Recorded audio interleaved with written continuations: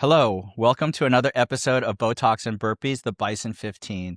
I have with me, I'm very excited about this one. I have with me Dr. Ephrem Olweny. He is a urologist, so he is a fellow surgeon, and I was just talking to him. I don't think, other than an ortho guy who is no longer at the gym now, he might be the only other surgeon actually at BISON, which makes me very excited. And I'm kind of excited to commiserate a little bit about, you know, surgery and everything like that. But he has been a CrossFitter for about 2.5 years. And I really kind of got to know you more like last year at the Christmas party, like the holiday party a little bit. We were talking a little bit, found out, met your wife, talked a little bit. And you're like a very interesting guy for a lot of reasons. But first of all, thank you. No, all good. But thank you. I mean, I hate when people call me doctor all the time, but I will say thank you, Dr. Olwaini, for doing the podcast, for being my guest. But Ephraim, it's been a pleasure to see you at the gym and to work out with you, and to hang out with you so far. Well, yeah, thanks so much for having me. It's been a pleasure, and you're absolutely right. I don't like being called doctor outside of work. So for all the CrossFit BISON guys out there, everybody else outside of work, it's just Ephraim. That's right. It's a regular guy. That's right. All right. But I love thanks that. for having me. Right. I appreciate it. And yeah, I didn't even know you were a urologist until I don't know, probably like 2 months or 3 months into you being at BISON, which I don't really know what anyone does. But I'm glad you're not one of those guys who, there's some guys who wear their outside life on the inside at the gym. And I always appreciate when I get to know them first as people that I work out with and fellow athletes. And that makes me happy when I get to know them first that way. But Ephraim, tell me a little bit about your CrossFit start story. How the heck did you get into CrossFit 2.5 years ago? Yeah, it's sort of an interesting story because my wife actually used to do CrossFit years ago, and that was sort of when CrossFit I think was just emerging, and she, I would actually make fun of her, interestingly, for doing it because I think in the early days of CrossFit there was this sort of perception that it was sort of cult-like, she was doing it in some guy's garage gym or whatever. And but in any case, I got involved, interestingly, mostly because of a scheduling issue. So I would always try to get some exercise in.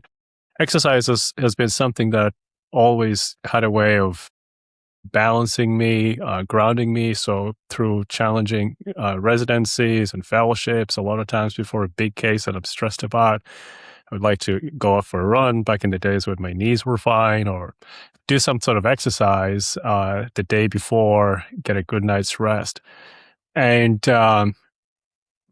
and then it had, because of my difficulty getting to the gym outside of work, finish late, exhausted, I sort of switched my routine to working out in the mornings and just wanted to do a workout early enough that I could do it very early in the morning and get to work. And the gym that I was with, I moved back to New Jersey from Chicago, or just outside of Chicago, just a year ago. And I was at a gym out there in the Chicago area that used to have early morning classes, and then they scrapped them. So just interesting, I was looking around to see what gym I could join that had early morning workouts. And my wife suggested, hey, why don't try CrossFit? And I thought about it this time, and I said, oh, sure, let's give it a whirl. And that's interestingly how it started. And that being said, I was instantly hooked once I got going with it. Do you remember the name of the gym in Illinois that you were at? CrossFit Spiro. Spiro? It's in Oak Park, yeah. It's just outside of Chicago. It's a western suburb of Chicago. Okay. And then did you grow up with athletics? Were you an athletic kid? What did you do when you were younger? Anything but, believe it or not. So it's sort of interesting, I've never been someone who's seen myself as any kind of an athlete. So, I was actually, as a kid, I suffered a lot from asthma. So I was in and out of hospitals. I was this, weak, sickly kid everyone made fun of. But that being said, so I grew up in East Africa. I was born in Uganda, actually, and I grew up in Kenya. And in that part of the world, like in high school, mostly the high schools are boarding high schools. So they were separated by gender. There's boys boarding schools and girls schools. And the school I went to was a pretty regimented place where athletics were mandatory. So love them, hate them, good at them, not good at them, everyone had to do it. And we instead of semesters, we called them school terms. So it'd sort of be like the first term, everyone did cross country, and the school principal, would parade, and principal and deputy principal would address the school at the front. So half the school would be split up that go do farm work. This was after classes usually. So half the school went on a cross-country run, the other half did farm work, and then they switched. So you got 3 or 4 runs. And the rule was, if you're not a cripple, this is literally how our deputy principal put it, if you're not a cripple, you're fit for cross-country. So go to it. And you had to go out there, I think it was something like an 8K run thereabouts. You had to be back in half an hour. You got an extra run on Saturday. So that was your motivator. That was motivation to, just give it all you got. So fair to say I got a lot of extra runs. I still never got good at them. And then the second term, everybody did track and field. So you all did different track events. And then the third term, you just picked a sport. That's most people did soccer. There was handball and rugby were the other 2 common favorite sports. So I guess that was my introduction to any kind of sports and staying active. It was sort of like a mandatory thing that was imposed on us growing up, interestingly enough. And then I think I just found the benefit of it. So as I got into medicine and medical school, I don't need to tell you, residency was pretty brutal. Long drilling hours, etc. Working out, just staying active was sort of the way to find some grounding and balance. It's I would mostly just do regular gym stuff. Some weights. Informally go for a run or use the treadmill kind of thing. That was most of my working out that I did for many, many years before I found CrossFit. Well, I never worked out in medical school or residency. You were much better than I was. I was a lazy, I could barely survive. If I got home and just ate crap and got up and went back to work the next day, I called that a win. So I think you had a better base in terms of your fitness experience before CrossFit than me. But I don't even know, where did you do your residency? Where'd you go to med school anyway? So I went to med school at Washington University in St. Louis, Missouri, and then I was at UCSF, San Francisco. Holy cow. For residency. Oh my God. How'd you get from where you were growing up to WashU for medical school? That's insane. Another crazy story, accumulation of it. So to WashU, that was an interesting story in and of itself. So back then, to date myself, I'm 50, so this is many decades ago. When I came to college, I almost always knew that I wanted to do medicine. I didn't know what field or anything just yet, but it was challenging in the sense that as a foreign student, it was everyone told me this was next to impossible. It's literally next to impossible. Right. It was said plan B, like your college advisor is basically telling you, please get a plan B because this isn't going to work out. Now I was very stubborn and hard-headed. So I said, well, what do I got to lose? I'm going to go for it anyhow, which is exactly what I did. So even if you were able to get in, then funding it was an issue. So they said, well, at the time there were no financial aid options for people who weren't green card holders or citizens. There were no loan options even. my stubborn attitude at the time is I'll cross that bridge when I get to it. So I went all in, I applied. A lot of state schools weren't taking foreign students at all. So I said, well, I guess I'll apply to the private schools. And I literally got a list of the top private schools and applied to all of them.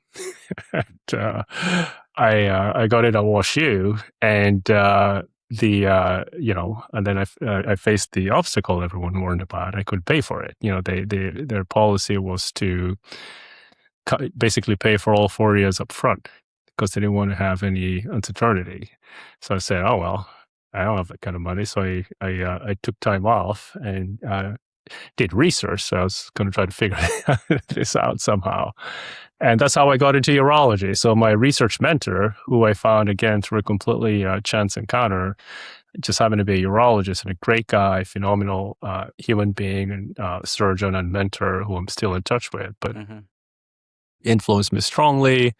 Long story short, I worked on getting my green card during my time in the research lab, and that's how I started school. Thankfully, WashU held my spot those 2 years. The second year was probably the last year they could sort of defer it before I had to give it up. And that is so. If I don't know if everyone knows, but first of all, like, I think everyone knows how hard it is to get into medical school, just in general, right? Like that is an accomplishment in and of itself. But to be an international student and to get into a place like WashU, which is a top 10 medical school, is absolutely unheard of. Like, I don't know what was on your resume, but it must have been like, has the ability to cure cancer or something like that on there, because there's no other way people are gonna like perfect on everything or something like that, because that's amazing. Like, that's like, I don't think you could understate, like, if you bought a lotto ticket, you probably had a better chance to get to where you were. So kudos to you. I can only imagine how much hard work and effort you put into that. The other thing is support, like, so urology, that's a great specialty. I thought about it for like literally 30 seconds. And the reason why I loved urology, I mean, I think if you love surgery, you love all types of surgery, right? Like, I rotated through all my... 100%. Yeah, right. I loved... I rotated on plastics too. Yes. I loved it. It was between urology and plastics for me, frankly. Absolutely. So I think all of us who do surgery really can appreciate all facets of surgery. And I think I told you this, but my experience with urology in medical school, there was every urologist I've talked to has said the same thing. Like, the chairman of urology at Columbia was a character. He was like infamous, probably even now, even though that was like 20, 30 years ago. His name was Dr. Carl Olson. And what was so memorable about him, one of the things was he had a wooden leg. Like, he had not like a prosthetic, like a real nice anatomic looking. Right. No, it was literally a table leg, like that like a dog had chewed on, like it had marks on it, and he would walk around the hospital like on this leg. And that was the one thing that was memorable. The other thing was he yelled at the residents like you couldn't believe. Like, it was like unmitigated verbal abuse for hours in the OR. Like, back then, I mean, now you guys do this very, very, it's very cool how much minimally invasive / robotic stuff you guys do. But one of the things that was really tough that I thought was really hard and challenging about urology is that a lot of the surgery is very narrow. Like, the pelvis is a really tight, narrow space, and they were just like operating way down deep in this hole, and the dexterity that they needed in order to like do these prostatectomies and these surgery, it was bloody, it was challenging, it took a lot of skill. Like, these guys were like real surgeons. Like, it wasn't bullshit surgery. It was like very challenging surgery. And I remember as a medical student, I would watch this, and then I would also watch the chief resident just get like tortured by Dr. Olson. Like, Dr. Olson would just like yell at these guys, "You suck, you're never going to get a job. What the," like, just verbal abuse. Then he was nice to the medical students. He's like, yeah, you're doing great. How are you? Blah blah blah. And then he would just like go back to yelling at the chief resident. And so, um, I thought urology was awesome. I thought the surgery was really almost too hard in terms of like what I would need to learn how to do as a surgical skill. Um, but what was it about urology and the surgery itself that made it so appealing to you? So it was actually the technology. So my mentor, the guy I did research with between med school and residency, his name is Ralph Clayman, which Mm-hmm. probably means nothing, but Mm-hmm. he's the guy credited with doing the first laparoscopic nephrectomy Ah, in the world. yeah. So that was a time when sort of the minimal invasive revolution was taken off. Now we do everything robotically, but laparoscopy, which is this chopstick surgery, you do not still with tiny little instruments. It's sort of like it came and went. Its heyday was like the mid '90s to like 2005, and Mm-hmm. then robotics took over after that. Mm-hmm. But in any case, his lab was very active. It was a live animal lab. This might bother some of the listeners, but developing a lot of the techniques in a pig model, Mm-hmm. in terms of uh, endoscopic stone surgeries, laparoscopic procedures, developing devices, etc. It was pretty fascinating stuff, and it was a character itself. I mean, the yelling, the berating, the verbal abuse. That was an era that no longer exists, but that's the era that we all grew up in. I mean, Carl Olson was a guy. Ralph Clayton was very similar, but like I'd heard from good people. Like afterwards, it's like, oh yeah, I don't take any of that personally. You could have a Mm-hmm. beer with the guy. It was Mm-hmm. all good, but it was a very sort of high octane, high stress training environment. So I got fascinated. I actually, before I started medical school, Mm-hmm. I knew how to operate. I learned from him. This was in animal models, but I Mm-hmm. was doing laparoscopic and endoscopic procedures, and I thought it was the coolest thing. Mm-hmm. So when I was trying to decide on a specialty after that, I already knew I wanted to do surgery, but I tried a bunch of different things, and I think, like I said, a lot of surgery, the basic principles are essentially the same. What differs is the part of the body that you operate on, and I guess the people that you work with. So, for me, the default was urology, but I explored other areas, and I just came right back to urology ultimately. Yeah. I 'Cause- mean, I remember I mean, you're right. That was when I was training all the laparoscopic gallbladders, all the lap appies, the lap colectomies started to come into foreplay and into the forefront. And now it's like you said, all robotics. But you guys developed so many of the advanced techniques that all surgeons use today. I think urology probably was at the forefront of all of that because the surgery just was in such a narrow and small right. area that it just lent itself to being the more minimally invasive you could be, the better access, the more freedom of motion in terms of surgical movement. Unfortunately or fortunately, plastic surgery has very few robotic or laparoscopic applications. We're still doing it the way we did, because everything's just right on the Everything. surface. Right. Yeah. Right. So, I mean, I mean, that hasn't changed. So I am technologically impaired when it comes to that, but I see you guys and I think it's very cool. The other thing is I will have to say Dr. Olson, all of his trainees went on to bigger and better things. They were amazing. Um, McKiernan, I think, is now he Yeah, was like that's right. heading. Yeah, he was heading Columbia for a while. And Stifelman, I think, he's at Hackensack. I don't know. He's like some. His my boss. That's my chair. Yeah, there you go. So Yeah. Yeah. Right. listen, dude, I watched Stifelman get yelled at Oh, so bad. interesting. Oh Oh my boy. God, yes, he was a very nice chief resident, but I was a medical Yeah. student at the time, and he would just Right. get destroyed. So they all survived. Loved it. They Yeah. got Right. tougher, and they went on to and like you, they went on to greater things. So it was just the way it was back in the day. Um, so um, so at this point, I've seen you CrossFit, and you're a pretty good CrossFitter. You're tall, Really? well, the thing is, you're tall. Yeah. So that puts you at a disadvantage because obviously tall people don't, it's a little bit harder for some of the movements because of your lever arms and all that. But what do you enjoy now? I mean, I see you at 5 a.m. I mean, I assume you have some 730 cases a bunch of days or whatever. So what is it about CrossFit that appeals to you and that you with now?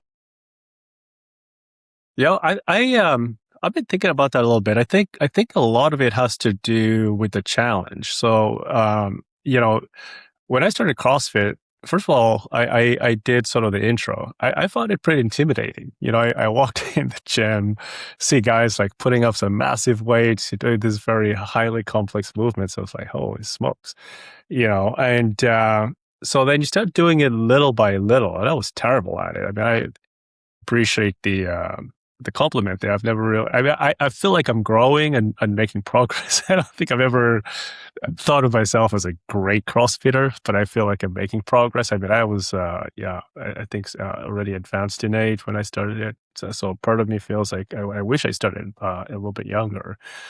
But it's the challenge of it. You show up on any given day. Frankly, you have the level, at least I had, and still have to some degree. There's a little bit of an intimidation factor. It's kind of like when you're walking into a big case and you're like, oh boy, how's this day going to go? And it's going to be a challenge. And so you're like, am I going to be able to pull this off? How far can I go? Like to what degree? And so that I think keeps you sharp. It's not like, oh, it's another, I'm going to pound it out in a treadmill for another 20 minutes. It's boring as heck. And then the camaraderie, like I love the group fitness concept. Everyone's sort of cheering each other on. Everyone's pushing their limits to some degree, and having coaching stuff like you and just everybody else at BISON.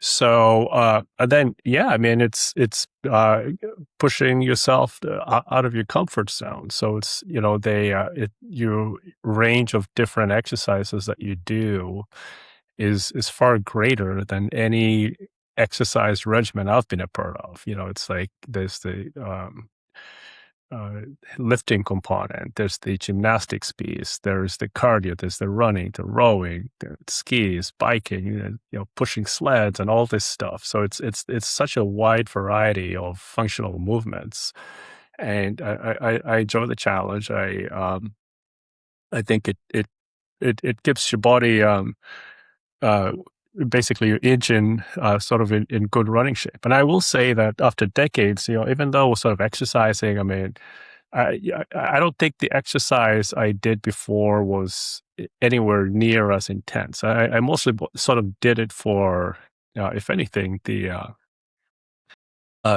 mental endurance, if you speak, and that's an added benefit of CrossFit, believe it or not. Like it almost like it makes you sharper, and it makes you have greater endurance in my line of work. Yeah, if I have sort of long, grueling days, they're far more doable and manageable after a workout. Believe it or not, paradoxically. Now, if I know I'm going to have a particularly long day, I won't go crazy in the gym and then completely flame out by like 3 p.m. Got like several more hours of surgery to do.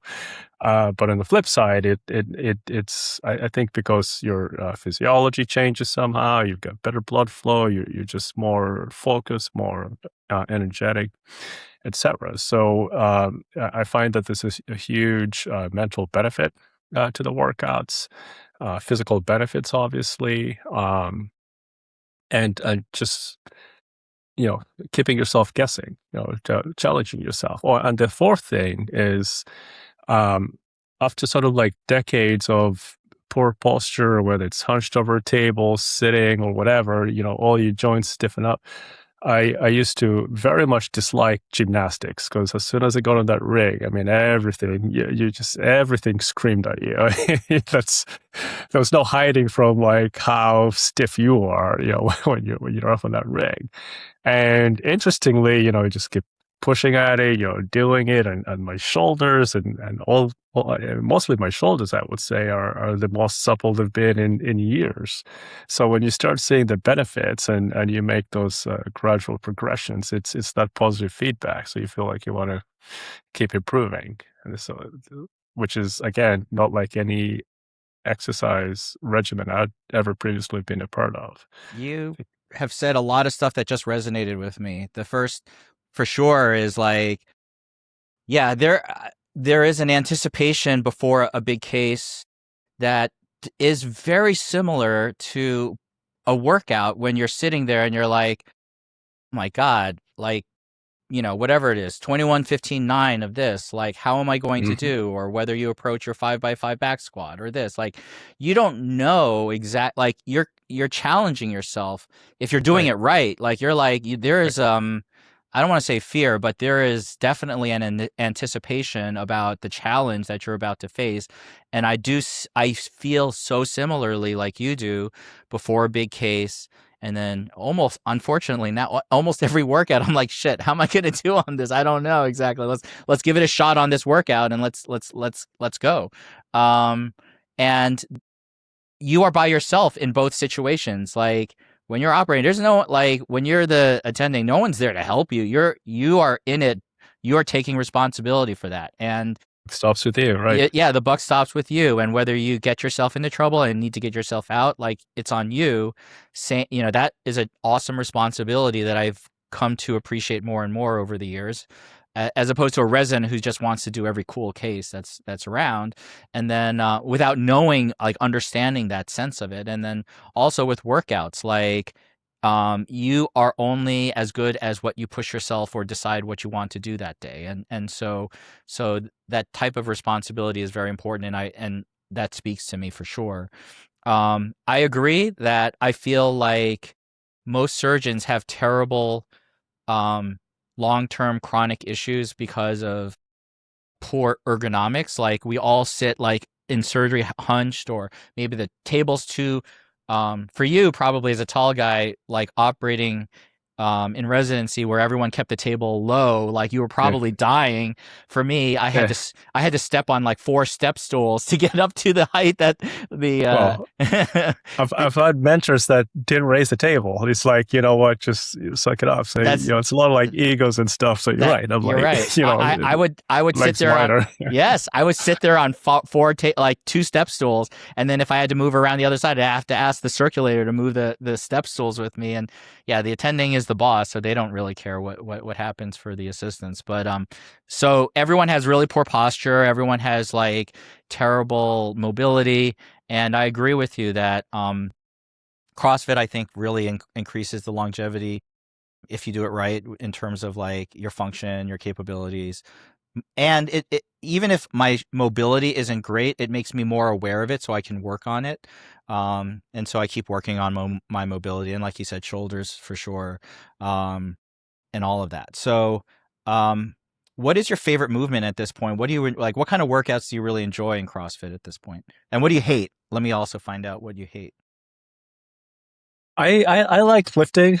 Um, so deadlifts, something that I feel like I had very little training to do. I was just like picking up the weight, so that's easy. There's not a lot. I mean, I don't want to say there's no technical elements to it. There's definitely a lot of things to pay attention to stay safe at them.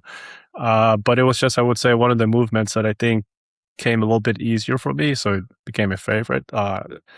Squatting, which trying to again, a few things to pay attention to, but it's not, for example, like a snatch or like an overhead squat or those kinds of very complex barbell movements. And then interestingly, rowing. Now that's something I actually did in college. It was the one athletic thing, not with a major team. I went to sort of a smaller school, and we had sort of club sport like ragtag rowing team. So I was on the rowing team in college. So I do enjoy that. And all the cardio stuff, whether it's the bike, the rower, the ski machine, which interestingly I haven't done a lot of at BISON yet.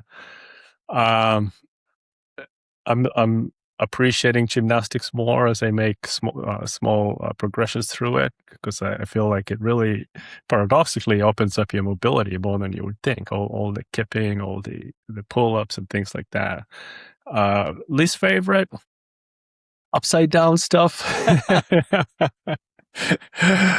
Yeah, I can't say I'm a fan of like being upside down for wall walks and handstand push-ups and all that.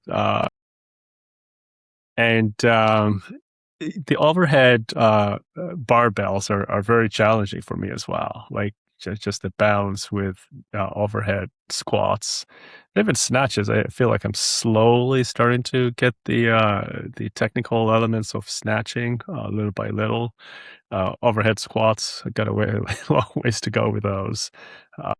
But yeah, it's I've stopped thinking about it as favorite, this favorite, as more like, okay, well, this is still more challenging at this point. Am I going to get there eventually? That's the goal, because I think there is a lot of benefit to just trying to make yourself learn something that's uncomfortable in the present time. That is great. I agree with you 100%. Although I don't think anyone really. I mean, there are a few crazy people at the gym that love snatching and overhead squats. I am not one of them either.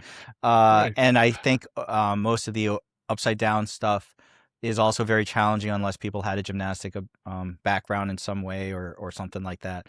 But I've seen your numbers on the deadlift, and they're pretty insane. Like, you're good. And obviously, I would have imagined you were good at rowing, even if you didn't have experience, because you're tall and you've got that really long stroke ability. But yeah, I have seen you make so much progress over the past year. How did you find Thanks. Bison, and what made you decide to start coming here? So when we moved back from the Chicago area, so I got a job at Hackensack first, and so we were looking for a place where we wanted to live. So we'd visited some friends. I want to say the Christmas before we moved back. So we moved in July of last year, and the December before that, we're in the area. So we happened to just like be driving through Ridgewood, and we're like, oh my, it's a nice town.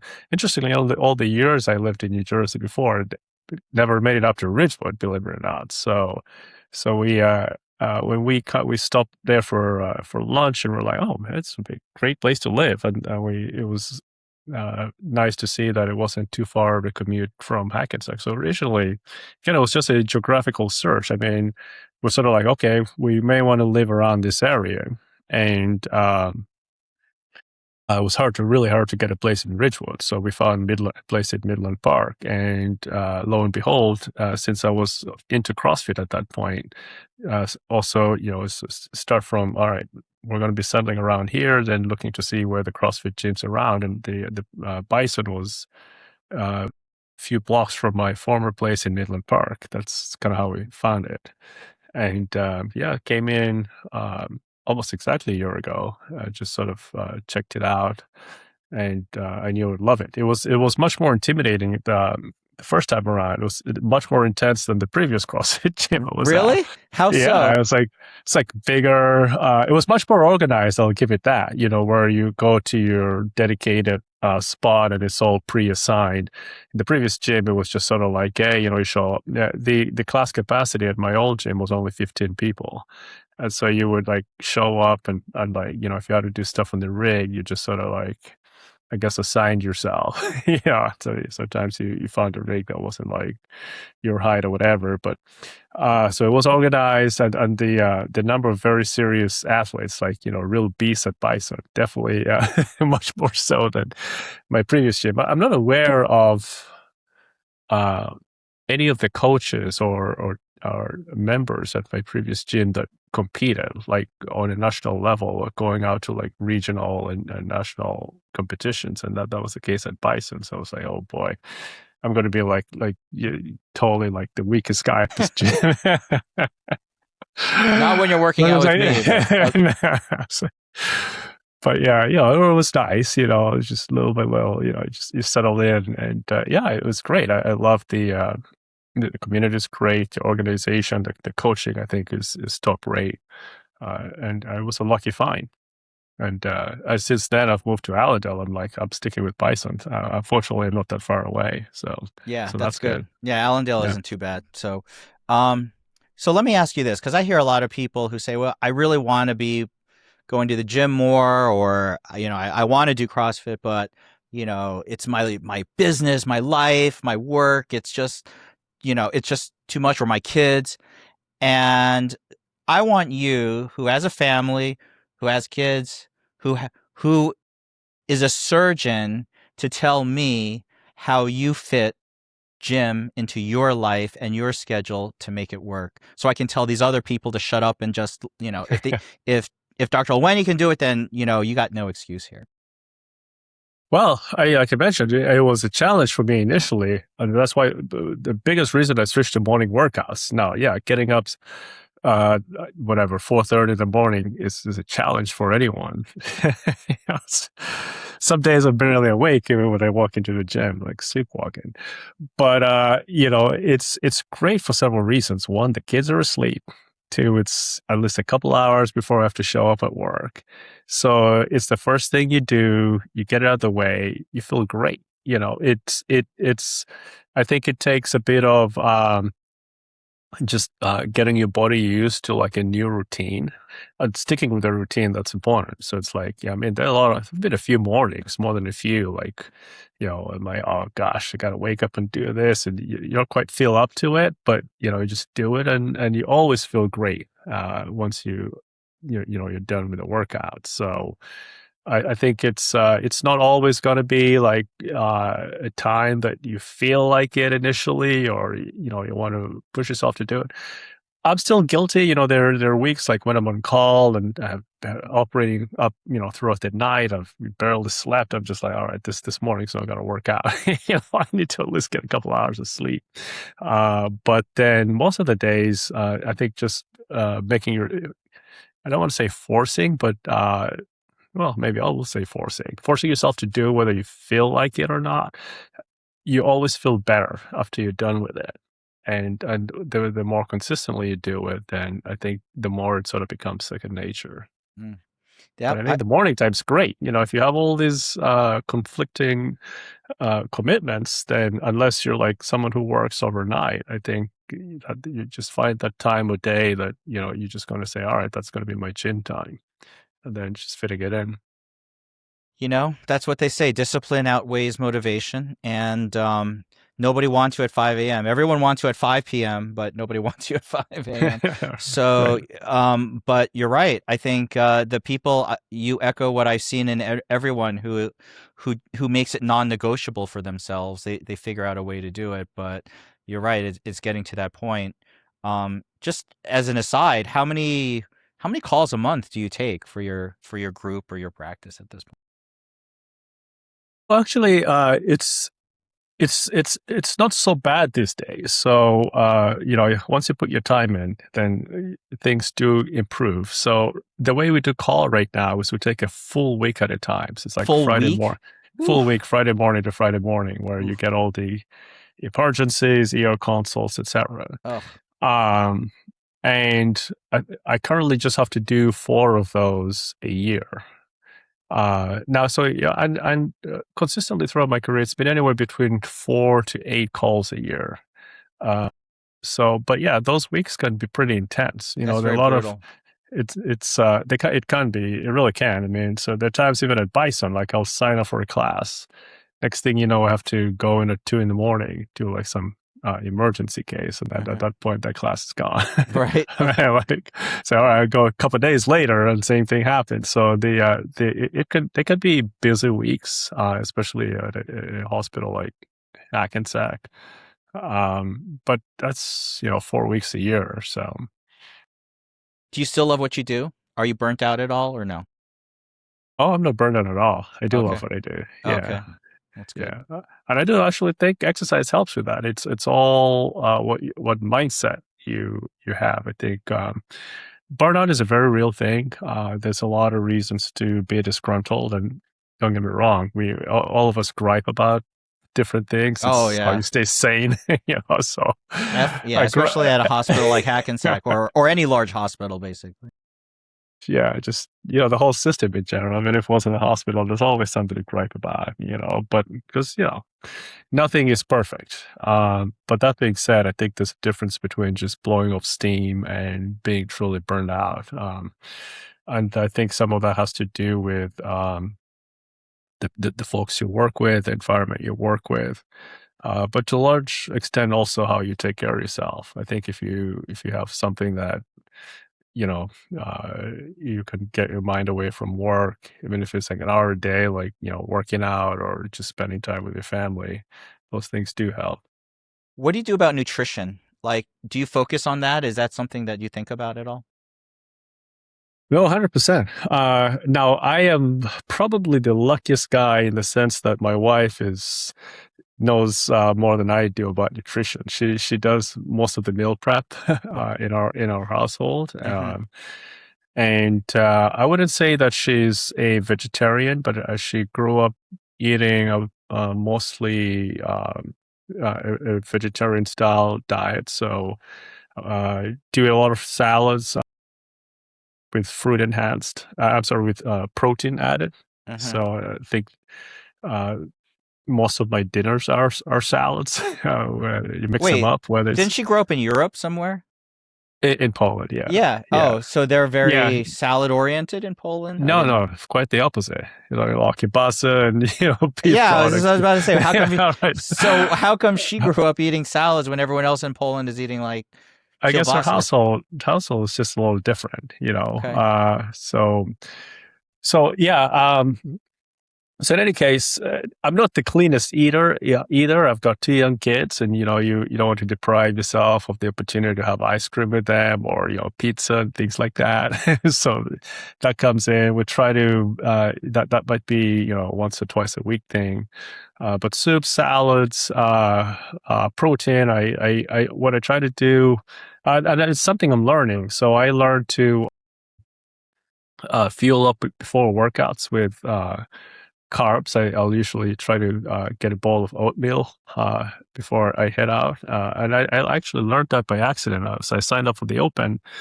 My first Open was like 3 months into CrossFit. I think it Uh-huh. was the first or second Open. Uh-huh. And, there were heats, and I didn't get the later heat. I got there. I think my heat was supposed to be at like 9 in the morning. This was on Saturday. We did do it like we do at BISON, where you do it within the class. Everyone had to show up on Saturday, or most people, I should say, showed up on Saturday, and you just sign up for like a different heat.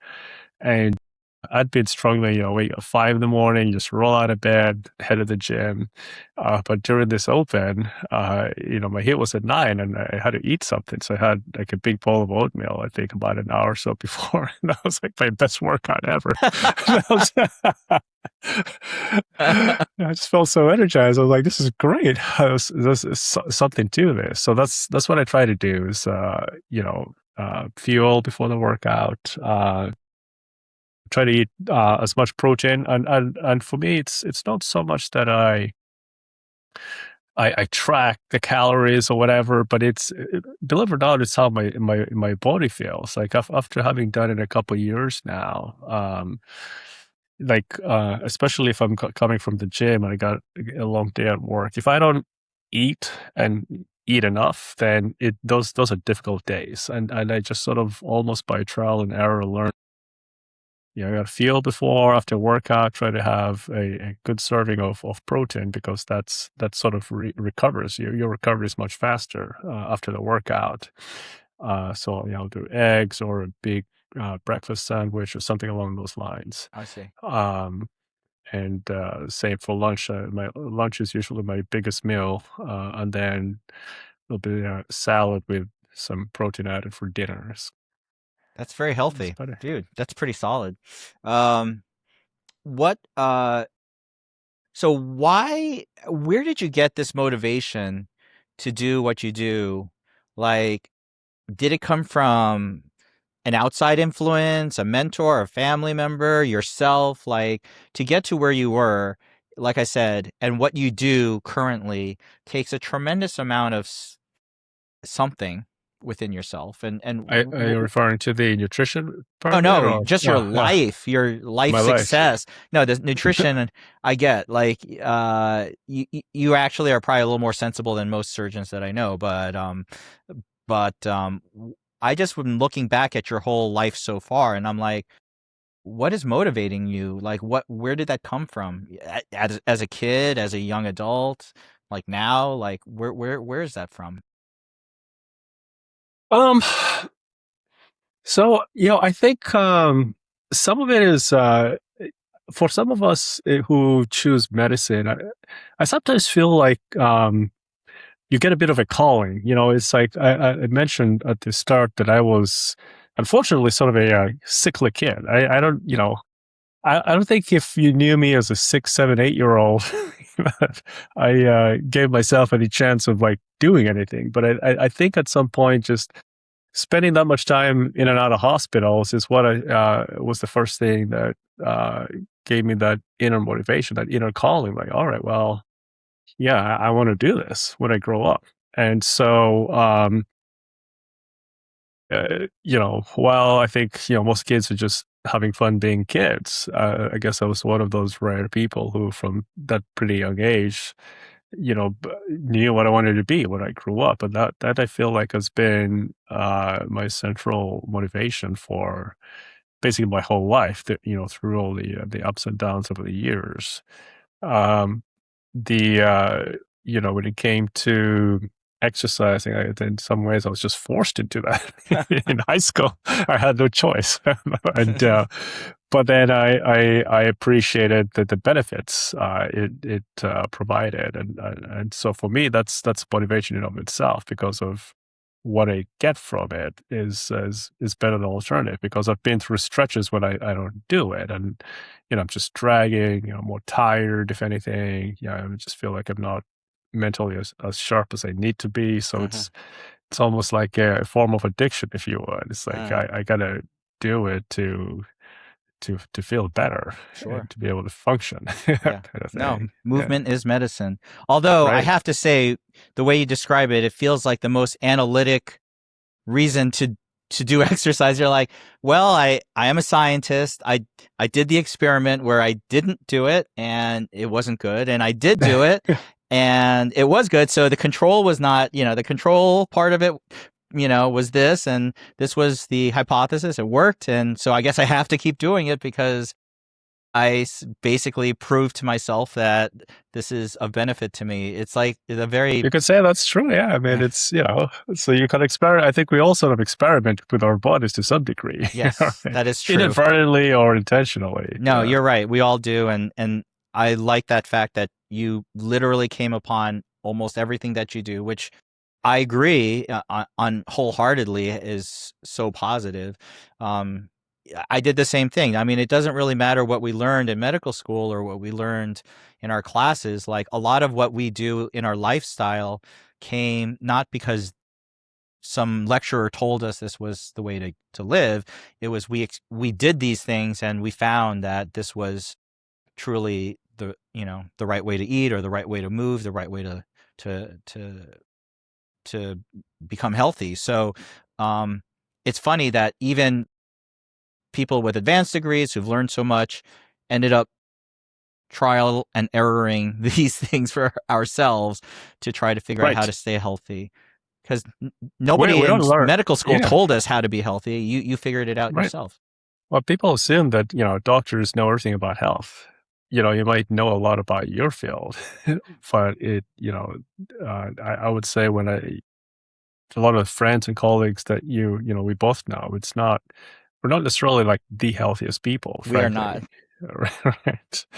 So we have to learn. We have to learn how to do well, just like everybody else. Um, If you had to give anyone advice about either starting out in CrossFit or starting out doing what you do, like as a surgeon, what kind of advice would you want to give them? I've, I talked to my wife a little bit about this. I think the first thing is basically coming at it with the mindset of you're going to be in it for the long haul. So there is absolutely nothing I feel like that can't be achieved if you just keep showing up. So it's going to be a roller coaster, okay? And you have to, in some ways, strategize how you're going to sort of ride it out. If you're going through a bump, you things that you can reach for to gain support, whether it's family, exercise, different hobbies, ability, to take a break or, step away or whatever. But Just basically start with the mindset that, all right, you're making a lifelong or a long-term commitment, and that you're going to stick to that no matter what. And I think that's like 80%. And then the rest of it is, just giving it your best shot day in, day out. I love that. Perseverance. Stick to it. I mean, you're right. Out surviving everybody else matters a lot in terms of the Right. grind. Oh, absolutely. I appreciate that. Dr. Olwaini, Ephraim, thank you. Ephrem. I know. I just say that because I know we hate that, but I really appreciate it. It's I can't believe how much. I mean, I do believe, but it's amazing how much I learned just from listening to you and your life experience in a very short period of time. Thank you so much. Um, do you wait? The last question I do have before is, what plans do you have in the future? Anything that you really want to achieve, either career, fitness, life, anything in particular at this point? What are you shooting for? Well, yeah, fitness starting with CrossFit since it's how we got here. I mean, like I said, I love the challenge. I don't know if I'll ever get to a point where I can do every single CrossFit move, but let's say that is sort of a goal, or just get out close enough. Career-wise, yeah, right now it's I wouldn't say like I'm exactly done. I mean, I may want to try out like being in a leadership role in Mm-hmm. some capacity, but I'm not necessarily like gunning for that. It's I feel like my whole life it's sort of been like, if you're staying around in the right place, right time, give it a feel. Mm-hmm. Uh, Whether if you're doing it in the conventional sense, like showing up and taking care of patients, or Mm-hmm. contributing in a different capacity, whether it's through education and media and things like that, or Mm-hmm. in leadership role. Mm-hmm. So those are things I would say I'm open to. Mm-hmm. So just keeping my eyes and ears open, Mm. And then see and what then taking happens. care of your kids as well. So that's a big Oh yeah, one. that's Yeah. that's a huge one. Yeah, Yeah. for They're sure. keeping they're Yeah, keeping you busy, I'm sure. no Well, doubt. thank you. Well, I thank you, Ephraim. I really appreciate it. I'm sure I will be seeing you. I mean, I am not a regular 5 a.m.er. I only come. I mean, I set my schedule a little bit more because I'm not in a big hospital system. But some Oh, days nice. I just got to get there, and the only way I can get to the gym is at a 5 a.m. and Right. I'll be working out next to you, hopefully at that. Yeah, thanks so much for having me. This was fun. I got to talk about myself, which is always uncomfortable, as I mentioned. You're the But lowest. You are yeah, so low key. Let me tell you, like, all but right. that's why I like looking at the people who are low key, because they often have the most value in terms of, like, their life and what they have to share. So I really appreciate that you did that. Thanks again. I'll see you at the gym. See you later. Enjoy the rest of your day. All right.